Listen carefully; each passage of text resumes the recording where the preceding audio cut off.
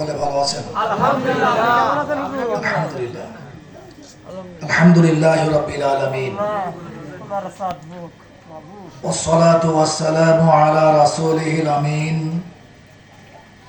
وعلى آله وأصحابه أجمعين أما بعد فأعوذ بالله من الشيطان الرجيم بسم الله الرحمن الرحيم كنتم خير أمة أخرجت للناس تأمرون بالمعروف وتنهون عن المنكر وتؤمنون بالله إلى آخر الآية صدق الله العظيم তেতুলিয়া মুহাম্মাদিয়া দারুল উলুম মাদ্রাসা কর্তৃক আয়োজিত আজকের এই ওয়াজ এবং দোয়া মাহফিলের সম্মানিত সভাপতি কালিকাপুর মহিউসুন্নাহ হাফিজা মাদ্রাসার সম্মানিত মোতামিম হাফেজ মোহাম্মদ ইউনুস আলী সাহেব দামাত বারাকাতুহুল আলিয়া, আজকের অতিথিবৃন্দ, আলোচকবৃন্দ, বক্তাবৃন্দ, জনাব মুফতি মুস্তাফা আল মাহমুদ, মুফতি আব্দুল সাবুর সাহেব, মাওলানা নেসারউদ্দিন আহমদ জয়নগর, অন্যান্য সম্মানিত অনেক ওলামা একরাম, আমার অনেক শ্রদ্ধার মুরব্বিয়ান একরাম, সমবয়স্ক বয়কনিষ্ঠ দিনী ভাইরা, পর্দার আড়ালে মা ও বোনেরা, আসসালামু আলাইকুম ওয়া রাহমাতুল্লাহি ওয়া বারাকাতুহু। আমি পবিত্র কোরআন শরীফে সূরা আলে ইমরান ৪ নম্বর পারা ১১০ নম্বর আয়াতের প্রথম অংশ তেলাওয়াত করেছি। যে আয়াতের মধ্যে মহান রব্বুল আলামিন মুসলিম জাতিকে সম্বোধন করে বলছেন, হে মুসলিম জাতি, কুনতুম খায়রা উম্মাহ, তোমরা শ্রেষ্ঠতম উম্মাত, শ্রেষ্ঠতম জাতি। আল্লাহর পক্ষ থেকে সার্টিফিকেট দিয়েছেন যে আমরা মুসলিম জাতি হলো শ্রেষ্ঠতম জাতি। উখরিজাত লিন্নাস, বিশ্ব মানবতার কল্যাণের জন্য তাদের আবির্ভাব ঘটানো হয়েছে। সারা পৃথিবীর মানুষের কল্যাণের জন্য তাদের কাজ করা, এটাই হলো মুসলিম জাতির কাজ। মুসলিম জাতি বিশ্ব মানবতার জন্য কল্যাণমূলক কাজ করবে কিভাবে, আল্লাহ সেটা বলছেন। তা'মুরুনা বিল মারুফ ওয়া তানহাউনা আনিল মুনকার, সৎ কাজের আদেশ করবে, অন্যায় কাজ, অশ্লীল কাজ, খারাপ কাজ, জাহিলি কাজ থেকে মানুষদেরকে, মানব জাতিকে নিষেধ করবে। আদেশ এবং নিষেধ করার দায়িত্ব মূলত যারা নেতৃত্ব দেয় তাদের দায়িত্ব, অর্থাৎ বিশ্ব নেতৃত্বের দায়িত্ব আল্লাহ দিয়েছেন মুসলিম জাতিকে। আমরা দেখতে পেয়েছি বিশ্ব নেতৃত্ব দিয়েছিলেন ওমর ফারুকের সময় রাদিয়াল্লাহু তাআলা আনহু। অর্ধ পৃথিবী তিনি শাসন করেছিলেন। বিশ্বের অন্য জাতির লোকেরা মুসলিম জাতিকে দেখার জন্য মদিনায় আসতো। আজকে আমরা যাই আমেরিকা, ব্রিটেন, জাপান, পাশ্চাত্য দেশগুলোতে আমরা যাই সে দেশের অবস্থা দেখার জন্য। কিন্তু এমন একটা সময় ছিল যে সময় সারা পৃথিবীর অন্য জাতির লোকেরা মুসলিম জাতির রাষ্ট্র ব্যবস্থা, সমাজ ব্যবস্থা, তাদের আদর্শ দেখার জন্য মদিনায় চলে আসতো। সম্মানিত ভাইরা, আল্লাহ বলেন মুসলিম জাতিকে শ্রেষ্ঠতম জাতি, কিন্তু পৃথিবীতে আমরা দেখতে পাচ্ছি মুসলমানরা সবচেয়ে বেশি লাঞ্ছিত, অপদস্থ, নিকৃষ্ট জীবনযাপন করছে, নির্যাতিত জীবনযাপন করছে। আসলে কারণ কি? কারণ আমরা পবিত্র কোরআন শরীফ খুলতে পাবো। প্রধান কারণ হলো তিনটে।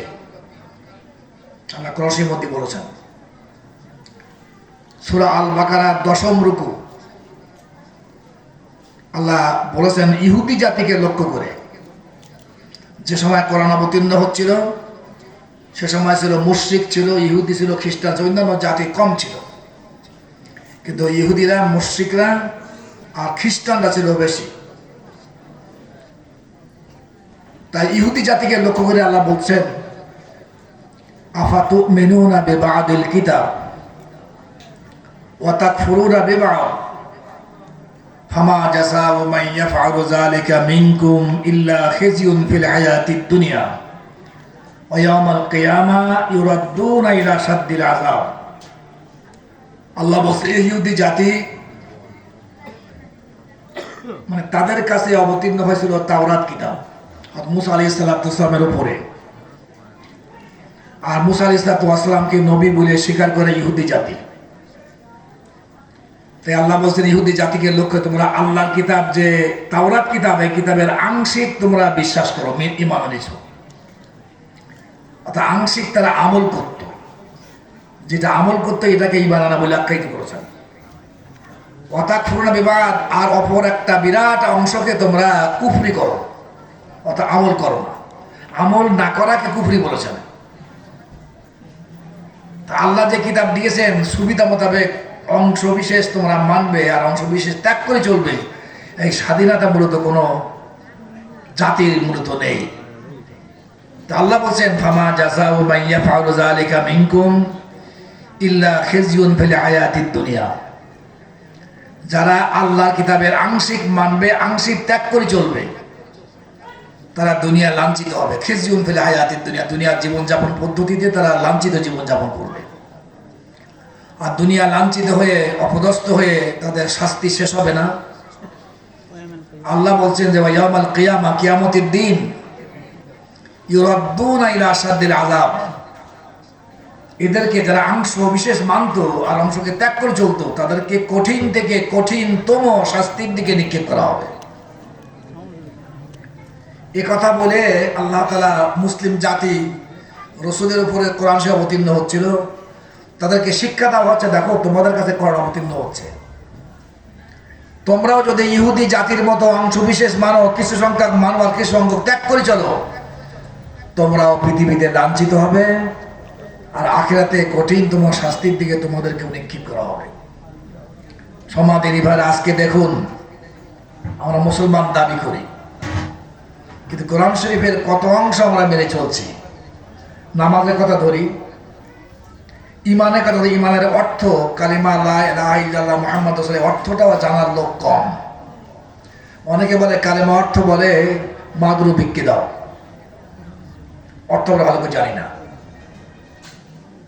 সম্মাদিনী ভাইরা, নামাজ পড়াকে চিন্তা করে দেখেন, এই সমাজের কথা চিন্তা করে দেখেন, এই এলাকায় যারা আছেন বসবাস করেন মুসলমান, কোরআন শরীফ বিশ্বাস করে, আল্লাহ কিতাব বলে, কিন্তু নামাজ পড়নেওয়ালা ব্যক্তি জামাতে যেয়ে নামাজ পড়ে, মসজিদে যে কত সংখ্যক ব্যক্তি?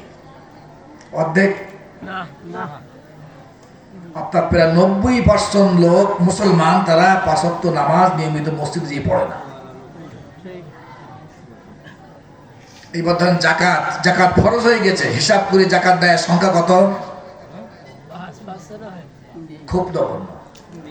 রোজা সামনে আসতেছে, রোজা আদায় করে প্রতি বছর, এবছর করবে কতজন? সংখ্যায় কম।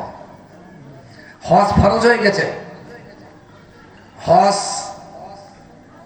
করেছে এবং করবে কত সংখ্যা? আমাদের দেশের লোকেরা তো একদম বৃদ্ধ না হলে হজ করতে যায় না।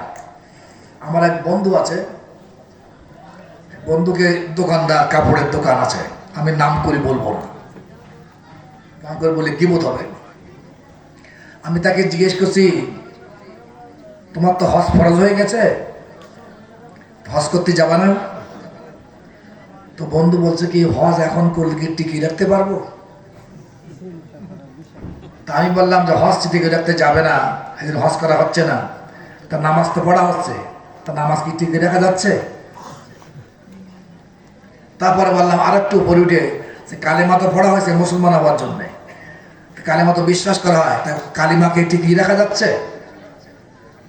কালেমা পড়লে, কালেমাকে বিশ্বাস করলে তো পূর্ণ ইসলামকে মেনে চলতে হয়, তা করা যাচ্ছে কিনা? তাহলে কালেমা পড়া বাদ দাও, বাদ দিয়ে কাফের হয়ে যাও, নাউযুবিল্লাহ মিন যালিক। তা না, আমার ভুল হয়ে গেল, এখনই দেরি করে না করে তাড়াতাড়ি হজ করতে যাওয়া দরকার। ইচ্ছা করে হজ বিলম্ব করবে, দেখা যায় সেখানে যেয়ে বিরুদ্ধবাসে যেয়ে হজের কাজ অনেক কঠিন, না করতে পেরে আমরা হাসপাতালে শুয়ে থাকি অনেকে। হজের কাজ বলে আমি বাড়ি এসে মনে করি হজ করিয়েছে হাজি সাহেব মানুষ। এবার চিন্তা করতে পারিবারিক জীবনে ইসলাম সম্মত পরিবার, ইসলামের ভিত্তিতে পরিবার পরিচালিত হয় কয়টা? পর্দা পরিদা পালন করে চলে কয়জন?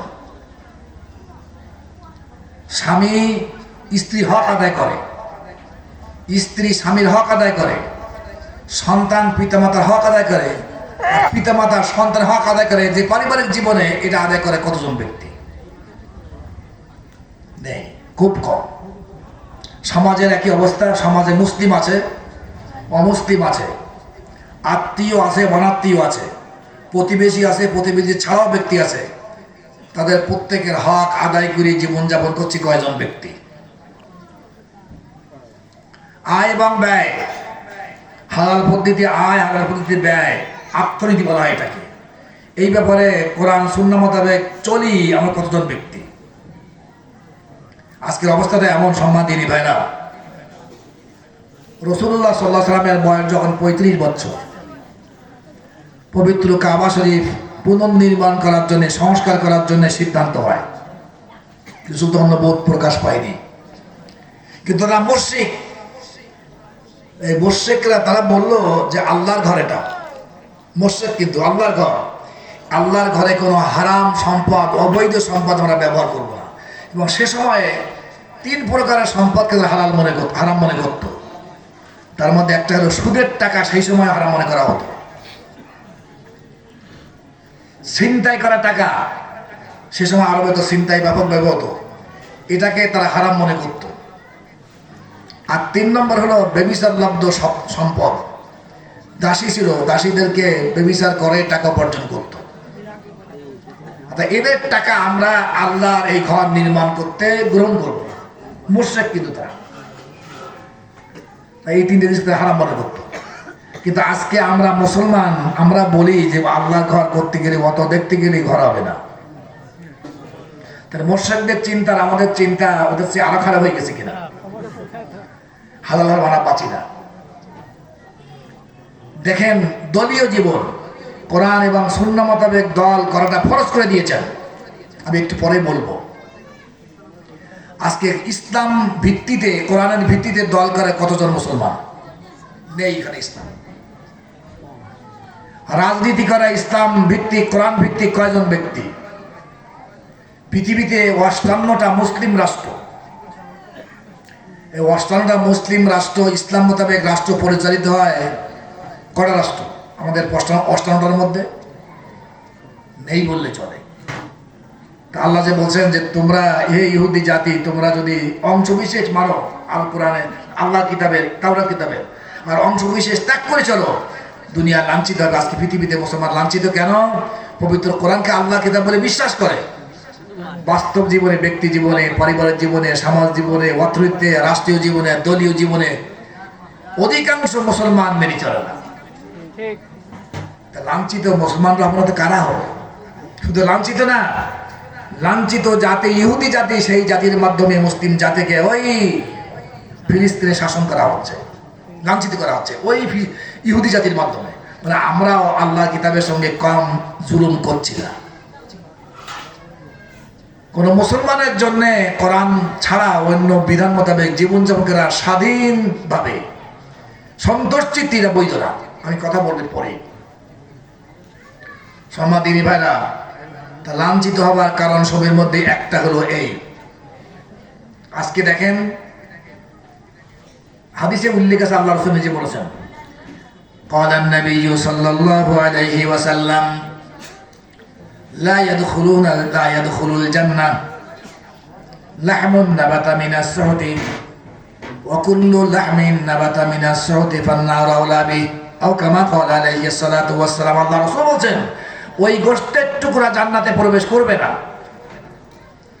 যে গোশতের টুকরা হারাম খাদ্য দিয়ে তৈরি হয়েছে, সুদের টাকা, অবৈধ সম্পদ, উপার্জনের সম্পদ, যে দেহ তৈরি হয়েছে, এই দেহটা জান্নাতে প্রবেশ করবে না। যে দেহটা হারাম খাদ্য দিয়ে তৈরি, সেই দেহটা দোজখে যাওয়ার উপযুক্ত, দোজখে পড়ার উপযুক্ত, দোজখে যাবে। নামাজ পড়েন, রোজা রাখেন, হজ করেন, যাকাত দেন, আল্লাহ রাসূল বলেন এই দেহ জাহান্নামে যাবে। সম্মানিত ভাইরা, আল্লাহ রাসূল নিজে বলতেছেন লা ইয়াদখুলুল জান্নাতা কাতিউর রহিম, আত্মীয়তার সম্পর্ক যে সেট করে ওই ব্যক্তি জান্নাতে প্রবেশ করবে না। আত্মীয়তার সম্পর্ক সেট করাটা হারাম, নিষিদ্ধ, কিন্তু আমরা স্বাভাবিকভাবে দুনিয়া স্বার্থের জন্য এটা করি। রাসূলের বক্তব্য এই শিক্ষা দিয়েছেন সিলমান কতাআত, তোমার সঙ্গে সম্পর্ক সেট করেছে তুমি তার সঙ্গে সম্পর্ক জুড়িয়ে রাখো। ওয়াতি মান হারামা, তোমাকে যে তোমার হক থেকে বঞ্চিত করেছে তুমি তার হক আদায় করো। আমাদের ধারণা কি আমার হক দেন, আমি তার হক দেবো না। ওয়াফু আম্মান যালামা, তোমাকে জুলুম করেছে যে তুমি তাকে ক্ষমা করে দাও, ক্ষমার নীতি অবলম্বন করো। এটা আমরা করি কিনা? সম্মানিত ভাইরা, এই জন্য আমরা কোরআন এবং সুন্নাহ মোতাবেক জীবনকে গড়ে তোলার চিন্তা ভাবনা আমাদের মধ্যে নেই। দল সম্পর্কে আল্লাহ রাসূল নিজে বলেছেন দল করার জন্য, এটা পরে একটু পরে বলছি।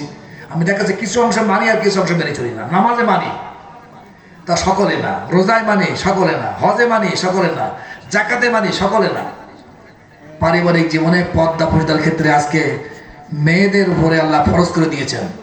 হাদিসে উল্লেখ আছে, আল্লাহ রাসূল নিজে বলেছেন ক্বালান নবী সাল্লাল্লাহু আলাইহি ওয়াসাল্লাম মুরু আওলাদাকুম বিসসালাতি ওয়া হুম আবনাউ সাবঈ সিনিন ওয়াদরিবুহুম আলাইহা ওয়া হুম আবনাউ আশারি সিনিন। আল্লাহ রাসূল বলেন হে পিতা মাতা,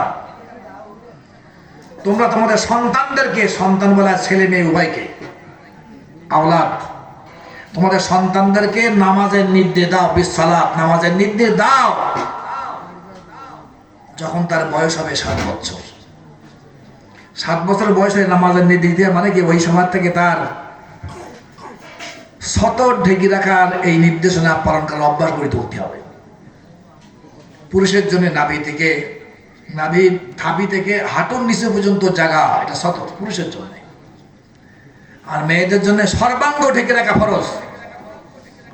মুখমণ্ডল, হাতের তালু ছাড়া সর্বাঙ্গ ঢেকে রাখা তার জন্য ফরজ। কিন্তু আজকে 7 বছর বয়স থেকে অভ্যাস করা দরকার। আমরা করি কিনা? অভ্যাস করি না, হাফ প্যান্ট পরাই।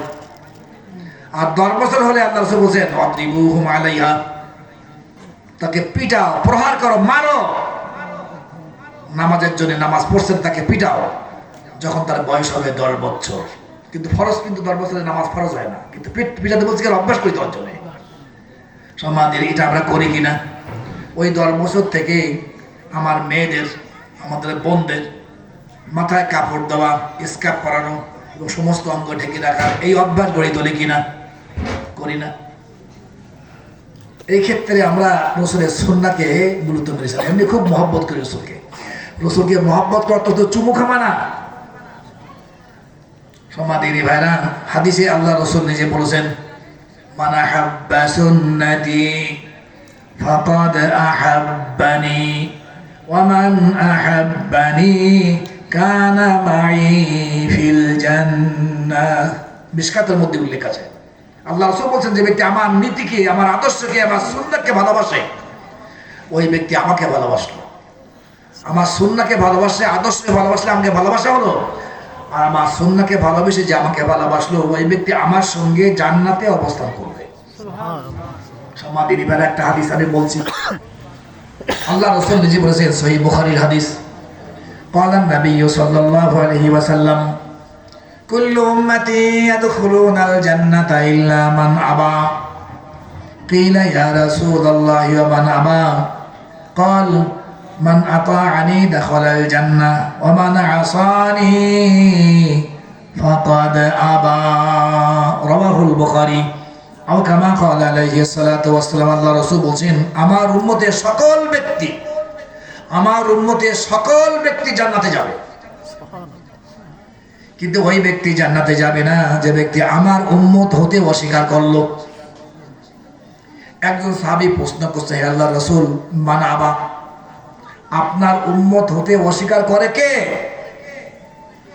আল্লাহ রাসূল তখন জবাব দিচ্ছেন, মান আতাআনি দাখালাল জান্নাহ, যে ব্যক্তি আমার আনুগত্য করে চলে, আমাকে অনুসরণ করে চলে সব ক্ষেত্রে, ওই ব্যক্তি আমার উম্মত, ওই ব্যক্তি আমার সঙ্গে জান্নাতে যাবে। ওয়া মান আসানি, যে ব্যক্তি আমার নাফরমানি করে, নামাজে মানলো, রোজায় মানলো, হজে মানলো, যাকাতে মানলো, পর্দায় মানলো না,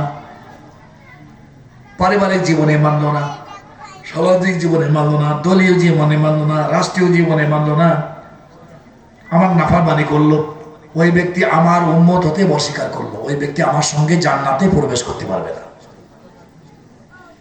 সমাজের জীবনে সর্বক্ষেত্রে রাসূলকে অনুসরণ করতে হবে। একটা মানবো একটা মানবো না, নামাজে মানবো রাসূলকে, রোজায় মানবো, হজে মানবো, যাকাতে মানবো, পারিবারিক জীবনে মানবো না, দলীয় জীবনে আমরা মানবো না। আমরা উম্মত বলে রাসূলের মহব্বতে আযান যখন দেয় চোখে বুঝাই, এই মহব্বত মূল মহব্বত নয়, রাসূলকে অনুসরণ করা এর মূল মহব্বত। একটা হাদিসে উল্লেখ আছে মিশকাতের মধ্যে, রাসূলের সাহাবীগণ রাদিয়াল্লাহু তাআলা রাসূল ওযু করছেন, তাওয়াদ্দা রাসূলুল্লাহ সাল্লাল্লাহু আলাইহি ওয়াসাল্লাম, রাসূল ওযু করছেন আর আসহাবুহু ইয়াতামাসসাহুনা বিহি উজুহাহুম ওয়া আবদানাহুম।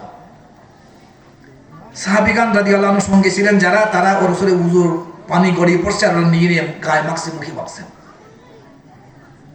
রাসূল তখন জিজ্ঞেস করছেন, হে সাহাবীগণ, মা হামালাকুম আলা হাযা, তোমাদের কি হলো? আমি ওযু করছি, তোমার আমার হাত থেকে, শরীর থেকে, মুখ থেকে পানি গড়িয়ে পড়ছে আর ওইটা তুমি গায়ে মুখে মাখছো, তোমরা কি হয়েছে তোমাদের, কি জন্য করছো এটা? তো সাহাবীগণ বলছে, হে আল্লাহর রাসূল, হুব্বুক, আপনার প্রেম ভালোবাসা, আপনাকে ভালোবাসি, এই জন্য আপনার শরীর থেকে পানি যে গড়িয়ে পড়ছে এটা আমাদের ভালো লাগছে, তাই গায়ে মুখে মাখছি। আল্লাহ রাসূল তখন বললেন, দেখো, তোমরা যদি পুরোত আমাকে ভালোবেসে থাকো তাহলে কথা বলার সময় সত্য কথা বলবে, যখন ওয়াদা করবে ওয়াদা খেলাপ করবে না, প্রতিবেশীর সঙ্গে ভালো ব্যবহার করবে, সৎ ব্যবহার করবে, আমার সুন্নাহ মোতাবেক জীবনযাপন করবে, এটাই হলো আমার ভালোবাসা। মিশকাতের মধ্যে উল্লেখ আছে, রাওয়াহুল বাইহাকী। সমাদিনী ভাইরা, জীবনের পূর্ণ ক্ষেত্রে রাসূলকে অনুসরণ করতে হবে, রাজনৈতিক জীবনে, রাষ্ট্রীয় জীবনে, দলীয় জীবনে, পারিবারিক জীবনে, আয় ব্যয়ের ক্ষেত্রে, সকল ক্ষেত্রে রাসূলকে অনুসরণ করতে হবে, নইলে রাসূলের সঙ্গে জান্নাতে প্রবেশ করা যাবে না। কঠিন থেকে কঠিনতম শাস্তির থেকে নিক্ষেপ করা হবে, অর্থাৎ প্রত্যেকটা পূর্ণ দিনকে মেনে চলতে হবে, রাসূলের পূর্ণ জীবনকে মেনে চলতে হবে। আংশিক মানলে হবে না, ইচ্ছা করে, যেটা চেষ্টা করেও পারবি সেটা ভিন্ন জিনিস, চেষ্টা করে পারতেছে কিন্তু আমি ইচ্ছা করে অন্য পথ নিয়ম নীতি অনুসরণ করছি, এটা কোনো মুসলমানের জন্য জায়েজ নেই, রাসূলের উম্মতের জন্য জায়েজ নেই। 2 নম্বর দেখেন, পৃথিবীতে লাঞ্ছিত হওয়ার 2 নম্বর কারণ মুসলিম জাতি, সেটা হলো অনৈক্য, একতাবদ্ধ নেই, গন্ডগোল, মারামারি, কাটাকাটি, দেশ বিভক্ত। আজকে এই মুসলিম জাতি 58টা মুসলিম রাষ্ট্র নয়, যদি একটা মুসলিম রাষ্ট্র হতো, ইসলামী রাষ্ট্র হতো, সেই রাষ্ট্রের অধীন ছাড়া পৃথিবীর মুসলমানরা থাকতো, এই শক্তি পৃথিবীর কোনো শক্তি পারত না। আল্লাহ কাসির মধ্যে বলছেন, ইয়া আইয়ুহাল্লাযীনা আমানুত্তাকুল্লাহা হাক্কা তুকাতিহি ওয়া লা তামুতুন্না ইল্লা ওয়া আনতুম মুসলিমুন ওয়া'তাসিমু বিহাবলিল্লাহি জামিআন ওয়া লা তাফাররাকু। আল্লাহ বলছেন, ওহে যারা ঈমান এনেছো, মুমিন, সারা পৃথিবীর সকল মুমিনদেরকে সম্বোধন করে বলছেন, হে মুমিনগণ, তোমরা আল্লাহকে ভয় করার হক আদায় করে আল্লাহকে ভয় করো, মুসলমান না হয়ে মৃত্যুবরণ করো না, ওয়ালা তামুতুন্না ইল্লা ওয়া আনতুম মুসলিমুন। এরপরেই বলছেন যে একা একা মুসলিম হলে চলবে না। আল্লাহ বলছেন, ওয়া'তাসিমু, সকল মুমিনদেরকে বলছেন, তোমরা আঁকড়ে ধরো, বিহাবলিল্লাহ, আল্লাহর রজ্জুকে, আল্লাহর দড়িকে, জামিআন, ঐক্যবদ্ধ হবে, সকলে ঐক্যবদ্ধ হবে আল্লাহর রজ্জুকে, কোরআনকে, রজ্জু হলো কোরআন, এই কোরআনকে ধরে ঐক্যবদ্ধ হও। এই নির্দেশ যথেষ্ট ছিল, ঐক্যবদ্ধ হওয়া ফরজ, বিচ্ছিন্ন থাকাটা হারাম। বিচ্ছিন্ন থাকাকে আল্লাহ নিষেধ করছেন, ওয়ালা তাফাররাকু, বিচ্ছিন্ন থেকো না, বিচ্ছিন্ন হয়ে না। বিচ্ছিন্ন হওয়াটা হারাম করে দিয়েছেন। হারাম কাজ করলে এখন কি হবে? এই এক আয়াত পরে 105 নম্বর আয়াত সূরা আলে ইমরান, আল্লাহ বলছেন ওয়ালা তাকুনু কাল্লাযীনা তাফাররাকু ওয়াখতালাফু মিন বা'দি মা জাআহুমুল বায়িনাত ওয়া উলাইকা লাহুম আযাবুন আযীম। আল্লাহ বলছেন, হে মুমিনগণ, মুমিনদেরকে সম্বোধন করেছেন আগে, তোমরা ওই সকল লোকদের মতো হইও না। ওই সকল লোক বলতে বোঝানো হয়েছে ইহুদি খ্রিস্টানদের মতো তোমরা হইও না। ইহুদি খ্রিস্টানরা তাদের কাছে স্পষ্ট বিধান আসার পরে, আল্লাহর বিধান আসার পরে তাওরীত ইনজিলের মাধ্যমে তারা বিভিন্ন ইখতিলাফ করে বিভিন্ন দলে উপদলে ভাগ হয়ে গেছিল। এই ভাগ হওয়ার কারণে আল্লাহ বলছেন তাদের জন্য আছে মহাশাস্তি, আযাবুন আযীম, মহাশাস্তি নির্ধারণ করে রেখেছে আছে। তোমরা ওই রকম হইও না, মুসলমান হয়েছো বিভিন্ন দলে বিভক্ত হবা, এরকম হইও না, কঠিন শাস্তির সম্মুখীন হবে। সমাদিনী ভাইরা, আল্লাহ রাসূল ব্যাখ্যাই বলছেন, এই আয়াতের ব্যাখ্যা দিচ্ছি, ইফতারাকাতুল ইয়াহুদ আলা 71 ফিরকা, ইহুদি জাতি তারা 71 দলে বিভক্ত হয়ে গেছিল, 71 দলে বিভক্ত হয়েছিল। তার পরবর্তীতে খ্রিস্টান জাতি আলা সেন্তাইনি ওয়া সাবঈনা ফিরকা, 70 মানে 70 আর সেন্তাইন মানে 2, 72 বছর, 72 দল, 72 দলে বিভক্ত হয়ে গেছিল। কারা? খ্রিস্টানরা। আর আমার উম্মত, আল্লাহ রাসূল আফসোস করে বলছে, আমার উম্মত শ্রেষ্ঠ উম্মত, সাতাফতারিকু উম্মতি আলা 73 ফিরকা, 73 দলে বিভক্ত হয়ে যাবে আমার উম্মত। আমার উম্মত 73 দলে বিভক্ত হবে। এই শ্রেষ্ঠ উম্মত কি হবে? কুল্লুহুম ফিন্নার, সকল দলের লোক জাহান্নামে যাবে, সকল দলের লোক জাহান্নামে যাবে, সকল দলের লোক জাহান্নামে যাবে, ইল্লা ওয়াহিদা, একটি দল ছাড়া। সাহাবীরা জিজ্ঞেস করছে, আল্লাহর রাসূল, মা হিয়া, যে দলটি জাহান্নাম থেকে মুক্তি পাবে সে দল কোনটি? আল্লাহ রাসূল তখন বলছেন, মা আনা আলাইহি, আমি যে আদর্শের উপর আছি, সুন্নাহর উপর আছি, নীতির উপর আছি, আমার সাহাবীগণ, এটা বহু বছর, আমার সাহাবীগণ যে নীতির উপর থাকবে, ওই নীতিকে অনুসরণ করে যারা দল করবে তারা এই জাহান্নাম থেকে মুক্তি পাবে। অন্য কোন দলের লোক জাহান্নাম থেকে মুক্তি লাভ করতে পারবে না। অন ইসলামী দল করলে স্পষ্ট হাদিসের মধ্যে বোঝা আছে জাহান্নাম থেকে মুক্তি পাওয়া যাবে না। জাহান্নাম থেকে মুক্তি পেতে গেলে, জান্নাতি হতে গেলে ঐক্যবদ্ধ জীবনযাপন করার চেষ্টা থাকতে হবে। চেষ্টা করার তো না হলে ভিন্ন জিনিস। সমাদিনী ভাইরা, হাদিসে আল্লাহ রাসূল বলেছেন, ক্বালান নবী সাল্লাল্লাহু আলাইহি ওয়াসাল্লাম, ইয়াদুল্লাহি আলাল জামাআ, দলের উপরে ঐক্যবদ্ধ যারা থাকবে তাদের উপর আল্লাহর রহমত এবং সাহায্য তাদের উপর আছে। মান সাজ্জা, ঐক্য থেকে যারা বিচ্ছিন্ন হয়ে যায়, বিক্ষিপ্ত জীবন যাপন করে, সুজ্জা ফিন্নার, বিচ্ছিন্ন জাহান্নামে তারা যাবে। তিরমিজির হাদিস। সম্মানিত ভাইরা, কোরআন শরীফে আল্লাহ উল্লেখ করেছে সূরা আনফালের মধ্যে 10 পারা, ওয়ালা তানাযাউ ফাতাফশালু ওয়া তাযহাবা রিহুকুম ওয়াসবিরু। আল্লাহ বলছেন, হে মুমিনগণ, তোমরা বিভিন্ন ঝগড়া বিবাদ করে বিভক্ত হয়ে যেও না। ঝগড়া বিবাদ করা মুমিনদের শান না। ঝগড়া বিবাদ করলে তোমাদের দুটি ক্ষতি হবে দুনিয়ার বুকে, আখিরাতে শাস্তি তো আছে, আর দুনিয়ায় তোমাদের দুটো প্রধান ক্ষতি হয়ে যাবে। ক্ষতিটা কি? 1 নম্বর ক্ষতি হবে, তোমরা দুর্বল হয়ে যাবে। ফাতাফশালু, তোমরা দুর্বল হয়ে যাবে। 10 ভাই একসঙ্গে থাকলে যে শক্তি থাকে, ঐক্য শক্তি, যখন বিচ্ছিন্ন হয়ে যায়, ঝগড়াঝাটি করে আলাদা হয়ে যায়, তখন সেই ঐক্য শক্তি থাকে না, দুর্বল হয়ে যায়। আর একটা ক্ষতি হবে, ওয়াতাযহাবা রিহুকুম, তোমাদের প্রভাব এবং প্রতিপত্তি অন্য জাতির উপর থাকবে না, কোনো পরোয়া করবে না। কিন্তু মুসলমানদের প্রভাব প্রতিপত্তি রক্ষা করার জন্য অনেক চেষ্টা করেছেন। একটা হাদিস আপনার সামনে পেশ করছি। রাসূলুল্লাহ সাল্লাল্লাহু আলাইহি সাল্লাম 6ষ্ঠ হিজরি সনে স্বপ্ন দেখেছিলেন যে উমরা পালন করছেন তিনি, আর নবীদের স্বপ্ন সঠিক সত্য। তিনি তখন বললেন, চলো যাই আমরা এবার উমরা করে আসি। আমি স্বপ্ন দেখেছি, 1400 সাহাবীদেরকে নিয়ে উমরা করতে গেছেন। মুশরিকরা বাধা দিল, করতে দেয়নি।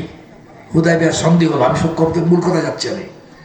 সন্ধি হওয়ার পরে সন্ধিতে লেখা হলো যে এই বছর উমরা করতে পারবেন না, আগামী বছর আসবেন, অস্ত্র শস্ত্র নিয়ে আসা যাবে না, একটা তরবারি থাকবে আত্মরক্ষা করার জন্য, কোষ মুক্ত থাকবে, কোষের মধ্যে থাকবে, খাপের মধ্যে থাকবে, বের করা যাবে না। 3 দিন থাকবেন, থেকে চলে যাবেন। রাসূলুল্লাহ পরবর্তী বছর 7ম হিজরি সনে 1400 সাহাবীদেরকে নিয়ে উমরা করতে গেছেন। উমরা করতে গেলে কয়েকটি কাজ, একটা ইহরাম বাঁধা, 2 নম্বর কাজ হলো কাবা শরীফের তওয়াফ করা, 7টা চক্কর দেওয়া, 3 নম্বর কাজ হলো সাফা এবং মারওয়া পরে দৌড়দৌড়ি করা, 4 নম্বর কাজ হলো মাথা মুন্ডন বা চুল খাটো করা। প্রথম যখন ইহরাম বেঁধে ভিতরে ঢুকে কাবা শরীফে তওয়াফ করছেন সাহাবীদের নিয়ে, 1400 সাহাবীকে নিয়ে, মুশরিকরা এলাকা ত্যাগ করে দূরে গিয়ে অবস্থান করছে, দূর থেকে টিটকারি করছে। দেখেছো তো মুসলমানরা মক্কা ছেড়ে মদিনায় যেয়ে ওদের শক্তি মত্তা কিচ্ছু নেই, দুর্বল হয়ে গেছে, ভালো করে তওয়াফও করতে পারতেছে না। তো মুসলমানরা দুর্বল এটা মনে করলে স্বাভাবিকভাবে ওদের সাহস বেড়ে যাবে। আল্লাহ রাসূল তখন বললেন, হে সাহাবীগণ, তোমরা বীরত্ব প্রকাশ করে তোমাদের সহ্য বীর্য আছে, তোমরা দুর্বল জাতি না, এটা দেখিয়ে দাও। এই জন্য তওয়াফ করতে যেয়ে প্রথম যে 7 চক্কর দিতে হয়, তার মধ্যে 3 চক্করে মাজাহারে কাঁধ দুলে এরকম ভাবে তওয়াফ করো, মানুষ দেখে তোমার দুর্বল জাতি না, তোমাদের সাহস আছে, তোমরা দুর্বল না, তোমাদের শক্তিমত্তা আছে, সহ্য বীর্য তোমাদের মধ্যে আছে, দেখিয়ে দাও। তওয়াফ করতে যেয়ে তাই করলেন, এবং বর্তমান পর্যন্ত এখনো পর্যন্ত এটাকে সুন্নাহ রাখা হচ্ছে, সুন্নাহ। অত মুসলমান দুর্বল জাতি না, কিন্তু আমরা আজকে দুর্বলতা প্রকাশ করছি। সমাধিনী ভাইরা, এই জন্যে ঝগড়া বিবাদকে দুর্বলতা প্রকাশ করা যাবে না, আমাদের প্রভাব নষ্ট হয় এমন কাজ করা যাবে না। আজকে আমরা নষ্ট করে ফেলেছি ঐক্য নেই, 58টা মুসলিম রাষ্ট্রে বিভক্ত, একটা রাষ্ট্রে 70, 80, 90টা দল, হারাম। এরকম করা মুসলমান জায়েজ নেই, ঐক্যবদ্ধ হতে হবে, চেষ্টা করতে হবে। সমাধিনী ভাইরা, ঐক্যবদ্ধ হওয়া আল্লাহ ফরজ করে দিয়েছেন, বিচ্ছিন্ন থাকা হারাম করে দিয়েছেন। 3 নম্বর দেখে, সেটা হলো যেটা পৃথিবীতে লাঞ্ছিত হওয়ার 3 নম্বর কারণ, ইসলামের বিজয়ের চেষ্টা, সাধনা, সংগ্রাম না করা, ত্যাগ কোরবানি করতে রাজি না হওয়া। আল্লাহ কাসির মধ্যে বলছেন, সূরা সাফ 28 নম্বর পারা 2য় রুকুর প্রথমে আল্লাহ উল্লেখ করছেন, ইয়া আইয়ুহাল্লাযীনা আমানু হাল আদুল্লুকুম আলা তিজারাতিন তুনজিকুম মিন আযাবিন আলীম। আল্লাহ বলছেন, ওহি যারা ঈমান এনেছে, মুমিন, এই ঈমান আনলে কিন্তু কঠিন শাস্তি থেকে পূর্ণভাবে মুক্ত হওয়া যায় না, স্থায়ী শাস্তি থেকে মুক্ত হয়। কিন্তু ঈমান আনার পরে যে কাজগুলো আছে, ফরজ ওয়াজিব, এগুলো পালন না করলে স্থায়ীভাবে জাহান্নাম থেকে মুক্ত হওয়া যায় না। এই জন্য এমন এক কথা বলে দেব, যে ব্যবসাটা করলে যন্ত্রণাদায়ক শাস্তি থেকে তোমরা মুক্তি পাবে, ঈমান আনলে কিন্তু সেটা পাবা না সম্পূর্ণ হবে। তখন আল্লাহ আবার নিজেই ব্যাখ্যা দিচ্ছেন, সে ব্যবসা হলো এই, তুমিনুনা বিল্লাহি ওয়া রাসূলিহি ওয়া তুজাহিদুনা ফি সাবিলিল্লাহি বিআমওয়ালিকুম ওয়া আনফুসিকুম। আল্লাহ বলছেন তোমরা ঈমান আনবে। মুমিনদেরকে একবার বলছেন তুমি হ্যাঁ ঈমানদারকে বলে, আমরা বলছি আমি ঈমানতে, মানে ওই দৃঢ় থাকবে, দৃঢ় থেকে তোমাদের জান দিয়ে, মাল দিয়ে চেষ্টা, সাধনা, সংগ্রাম করবে ইসলামের বিজয়ের জন্য। এই কাজটা হলো তোমাদের জাহান্নাম থেকে মুক্তির একটা মাধ্যম, ব্যবসা। সমাধিনী ভাইরা, এই জিহাদকে 2 প্রকারে ভাগ করা হয়েছে, ফকিরা করেছেন 2 প্রকারে ভাগ করেছেন, একটা ফরজে কিফায়া, একটা ফরজে আইন। ফরজে কিফায়া বলা হয় যেমন জানাজার নামাজ, ফরজে কিফায়া। এখানে জানাজা উপস্থিত হলে যদি 2-3 জন লোক জানাজা পড়ে দেয়, তো সবার পক্ষ থেকে আদায় হয়ে যাবে। আর কেউ যদি না পড়ে, সবাই গুনাহগার। তো এই জিহাদ যদি কেউ যদি না করে, সবাই গুনাহগার হয়ে যাবে। আর ফরজ আইন সকলের উপরে ফরজ, ফরজ নারী পুরুষ সবার উপরে ফরজ। ইসলামী রাষ্ট্র যখন থাকবে না, ইসলামী রাষ্ট্রের আঘাত আসবে, যখন ধরেন এই দেশকে দখল করে নিয়েছিল ব্রিটিশরা, দখল করে নিয়ে এখানে ইসলামের আইন উঠাই দিয়ে কুফরি আইন চালু করেছিল তারা, সেই আইন থেকে আমরা এখনো বিচ্ছিন্ন হতে পারিনি। সমাদিনী ভাইরা, অর্থাৎ ওই রাষ্ট্রকে ইসলামীকরণ করার চেষ্টা করাটা হলো ফরজে আইন, চেষ্টা করা সবার। ইসলামী রাষ্ট্র হয়ে যাওয়ার পরে তো ইসলামী রাষ্ট্রের পক্ষ থেকে প্রতি বছর অমুসলামী রাষ্ট্রের কাছে ইসলামের দাওয়াত দেওয়া, কবুল করলে আলহামদুলিল্লাহ, কবুল না করলে জিজিয়া কর দিতে বলা, তাও যে না করে পরে যুদ্ধ করা, এটা হলো ফরজে কিফায়া। কিন্তু ইসলামী রাষ্ট্র এখন নেই, এর ফরজে আইন হয়ে গেছে। সমাজে এই জন্য সাহাবিগণ রাদিয়াল্লাহু তাআলা আনহুম ইসলামের বিজয়ের জন্য সর্বশক্তিটা নিয়োগ করতেন। এমন কোন সাহাবীকে আমরা পাবো না যিনি ইসলামের বিজয়ের চেষ্টা করেননি। একজন সাহাবী দেখান। খন্দকের যুদ্ধ ঝগড়া আমরা জানি, ৫ম হিজরি সনে খন্দকের যুদ্ধ হয়। এবার সংবাদ পেলেন ইহুদিরা এবং মুশরিকরা সম্মিলিত হবে, ঐক্যবদ্ধ হয়ে মুসলমানদের এই প্রথম ইসলামী রাষ্ট্রকে সমূলে মূলোৎপাটন করার জন্য, ধ্বংস করার জন্য তারা ঐক্যবদ্ধ হয়েছে। উনি একতাবদ্ধভাবে আসতেছে, মদিনায় আক্রমণ করতে আসতেছে। রাসূলের কাছে সংবাদ আসলো, সাহাবীদেরকে নিয়ে বসলেন, এই সাহাবীগণ আমাদের করণীয় কি, পরামর্শ করবে। তা সালমান ফারসি রাদিয়াল্লাহু তাআলা আনহু তিনি বলছেন, ইয়া রাসূলুল্লাহ, আমার বাড়ি হলো ফারসি, মানে পারস্যের অধিবাসী আমি। তা পারস্যে যখন শত্রুরা আক্রমণ করত, প্রতিরোধ করার ক্ষমতা আমাদের থাকতো না, তখন যে এলাকা দিয়ে শত্রুরা আসতো সেই এলাকায় গর্ত খনন করে রাখতাম আমরা। এটা আমরা করতে পারি। মদিনার দক্ষিণ পাশে খেজুর বাগান, এই বাগান দিয়ে ওই মুশরিক এবং ইহুদিরা আসতে পারবে না। মদিনার উত্তর পাশে উহুদ পাহাড়, এই এলাকা দিয়েও আসতে পারবে না। মদিনার পশ্চিম পাশে সালা পাহাড়, বিরাট লম্বা পাহাড়, এই পাহাড় উপর দিয়ে আসতে পারবে না। আর পূর্ব পাশে ইহুদি বনি কোরাইজা গোত্র ওখানে বসবাস করছে, বসত বাড়ি আছে, ওই এলাকা দিয়েও আসতে পারবে না। একটা জায়গা খালি আছে, উহুদ পাহাড় থেকে শুরু করে ওই সালা পাহাড় পর্যন্ত একটা জায়গা আছে, ৩-৪ মাইল জায়গা। এই জায়গা যদি আমরা গর্ত খনন করে রাখতে পারি, তাহলে মুশরিক এবং ইহুদিরা মদিনায় আক্রমণ করতে পারবে, ভিতরে ঢুকতে পারবে না। শেষ পর্যন্ত ওরা চলে যেতে বাধ্য হবে।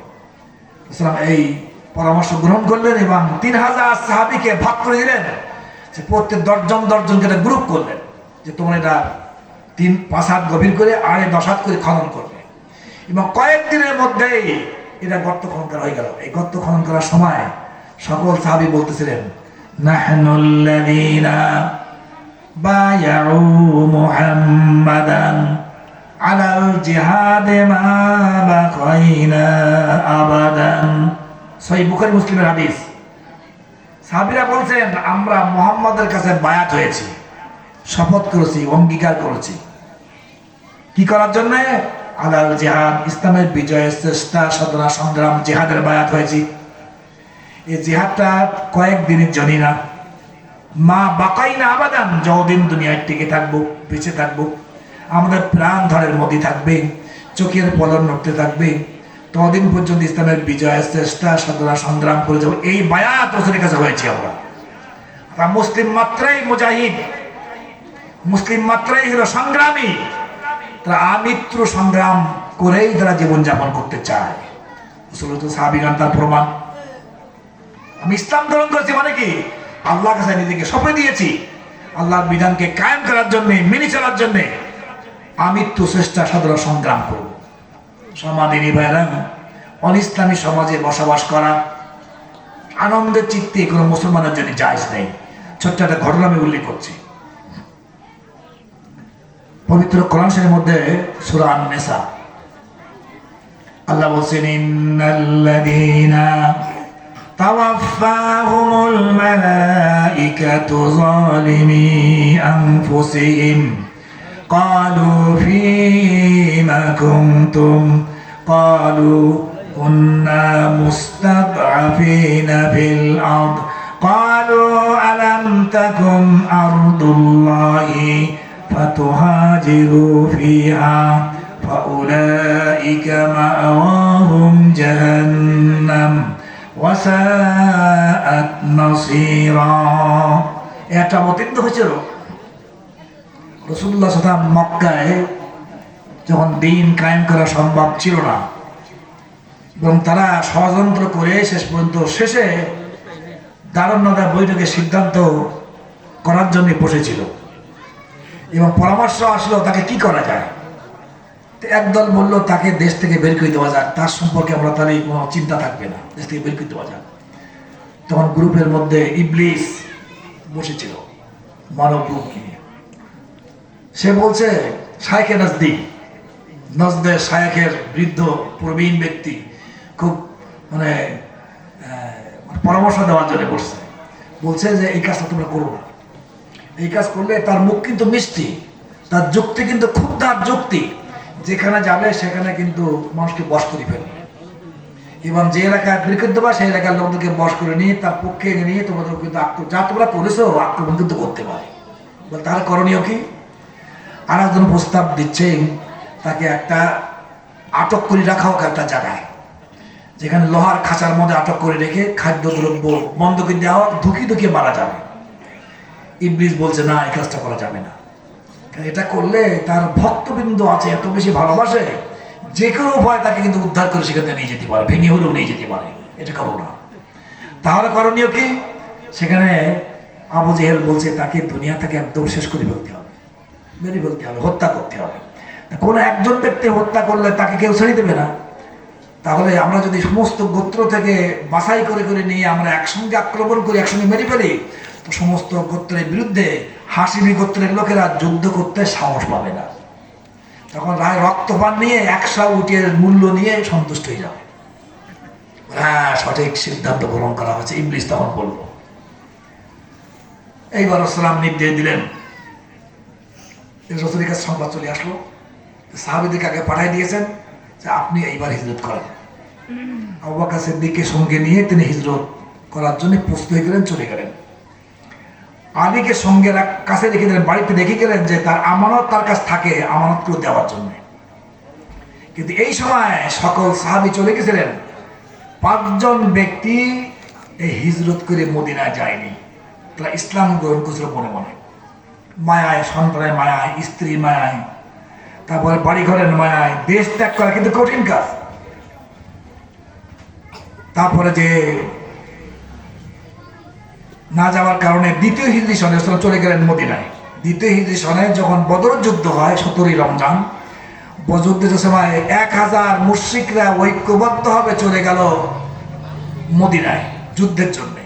যাওয়ার আগে কাবা শরীফে গেলাপ ধরে কান্নাকারি করছে এবং বলছে, আল্লাহ কোন দেবতার কাছে চাইনি, আমার দল এই আর মদিনায় আছে মুহাম্মদের দল, এই 2 দলের মধ্যে যে দলতে হিদায়াত প্রাপ্ত হকপন্থী সেই দলকে তুমি বিজয় দাও এবং সাহায্য করো, এই দোয়া করবো। এরপরে যে সেখান থেকে বেরিয়ে চলে গেল এবং সেই যুদ্ধে জানেন 70 জন কুরাইশ নিহত হয়, 70 জন বন্দী হয়, ওদের ব্যাপক পরাজয় করে। ওই 5 জন মুসলমান তারাও কিন্তু জোরকে তারা নিয়ে যায় যুদ্ধে, এবং তারাও সেই 70 জনের মধ্যে 5 জন ছিল। আসহাবুস সিয়ার উর্দুতে লেখা, এর মধ্যে 5 জনের নাম উল্লেখ আছে। এবার সাহাবীদের মধ্যে 2টি মত সৃষ্টি হল।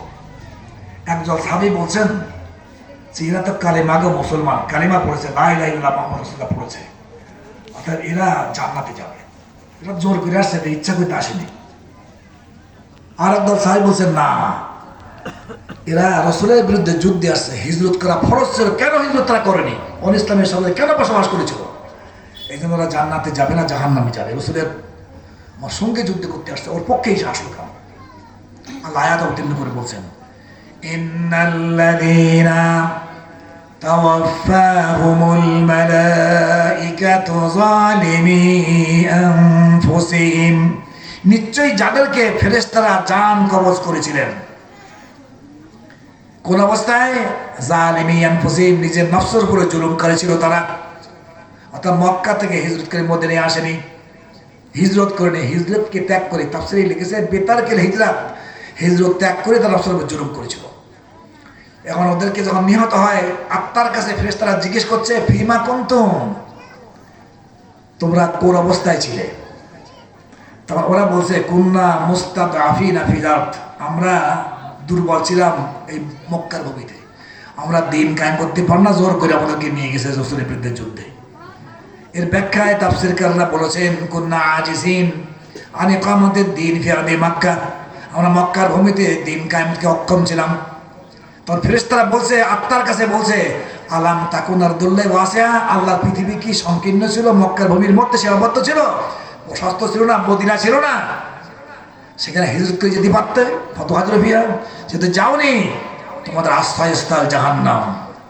ঈমান এনেছে কিন্তু হিজরত করেনি, রাসূলের বিরুদ্ধে যুদ্ধে আসছে, আশ্রয়স্থল জাহান্নাম। এই একটা তাফসীর করতে যে আল্লামা ইমাদউদ্দিন ইবনে কাসির তাফসীরে ইবনে কাসিরের মধ্যে উনি বলছেন, ব্যাখ্যা করতে যে হাযিহিল আয়াতুল কারীমা, এই আয়াতটি নাযালাত ফি কুল্লি মান আকামা বাইনা যহরানিল মুশরিকিন, ওই সকল লোকদের সম্পর্কে অবতীর্ণ হয়েছিল যার ঈমান নিয়ে মুশরিক সমাজে বসবাস করত। হুয়া কাদিরুন আলা হিজরাত, হিজরত করতে সক্ষম ছিল, মক্কা ত্যাগ করে মদিনা যেতে সক্ষম ছিল।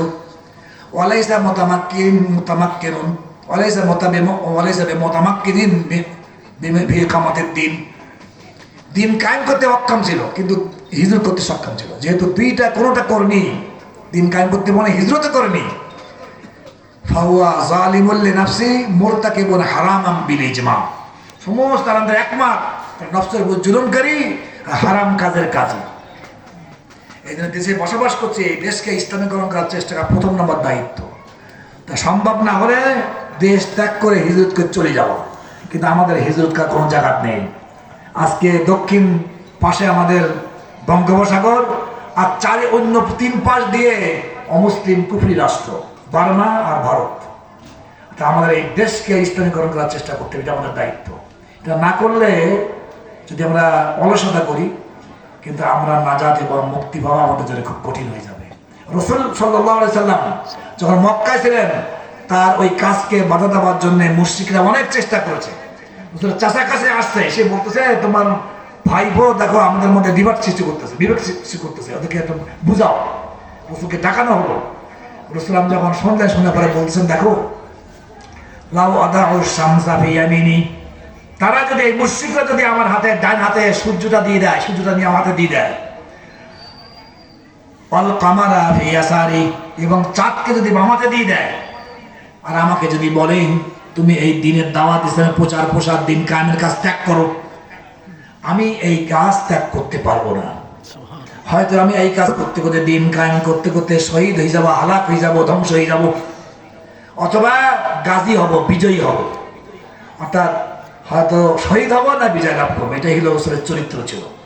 আর তার উম্মত আমরা, আমাদের দায়িত্ব যে দেশে বসবাস করি, দিন কায়েম করতে করতে হয়তো বিজয়ী হব না শহীদ হয়ে যাব। আর 3 নম্বর পথ আমাদের নেই, সমাধির বা এইটা না করার কারণেই আজকে পৃথিবীতে লাঞ্ছিত হওয়ার 3 নম্বর কারণ।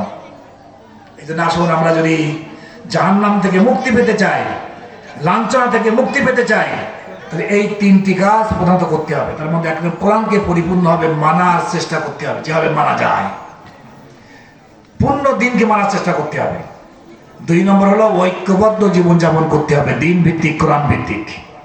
আর 3 নম্বর ইসলামের বিজয়ের জন্য, কোরআনের বিজয়ের জন্য জান মাল দিয়ে চেষ্টা, সাধনা, সংগ্রাম সাধ্য মোতাবেক করতে হবে। আল্লাহ আমাদের সকলকে তৌফিক দিন কামনা করে আমার সংক্ষিপ্ত বক্তব্য এখানে শেষ করতে চাচ্ছি। আসসালামু আলাইকুম ওয়া রাহমাতুল্লাহি ওয়া বারাকাতুহু।